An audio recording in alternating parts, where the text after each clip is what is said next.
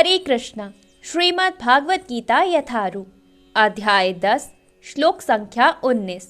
श्री भगवान ने कहा, हाँ, अब मैं तुमसे अपने मुख्य भेवव युक्त रूपों का वर्णन करूंगा, क्योंकि हे अर्जुन, मेरा ऐश्वर्य असीम है।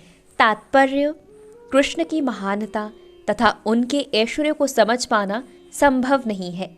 जीव की इंद्रियां सीमित हैं, अंततः उनसे कृष्ण के कार्यकलापों की समग्रता को समझ पाना संभव नहीं है। तो भी भक्तजन कृष्ण को जानने का प्रयास करते हैं, किंतु यह मानकर नहीं कि वे किसी विशेष समय में या जीवन अवस्था में उन्हें पूरी तरह समझ सकेंगे, बल्कि कृष्ण के वृतांत इतने असाध्य हैं कि भक्तों को अमृत तुल्य प्रतीत होते हैं। इस प्रकार भक्तगण उनका आनंद उठाते हैं।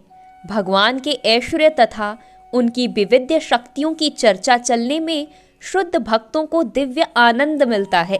अंततः वे उनको सुनते रहना और उनकी चर्चा चलते रहना चाहते हैं।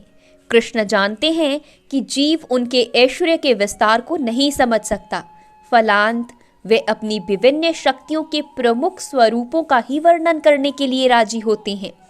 प्रधानतः शब्द अत्यंत महत्वपूर्ण है, क्योंकि हम भगवान के प्रमुख विस्तारों को ही समझ पाते हैं, जबकि उनके स्वरूप अनंत हैं। इन सबको समझ पाना संभव नहीं है।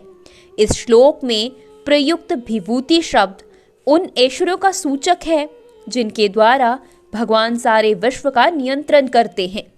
अम्रकोश में विभूति का अर्थ विलक्षण ऐश्वर्य है। निर्विशेषवादी या सर्वेश्वरवादी ना तो भगवान के विलक्षण ऐश्वर्य को समझ पाता है, ना उनकी दिव्य शक्तियों के स्वरूप को। भौतिक जगत में तथा बैकुंठ लोक में उनकी शक्तियां अनेक स्वरूपों में फैली हुई हैं। अब कृष्ण उन रूपों को बताने जा रहे हैं जो सामान्य व्यक्ति प्रत्यक्ष रूप से देख सकता है। इस प्रकार उनकी रंग बिरंगी शक्ति का आंशिक वर्णन किया गया है। हरे कृष्णा।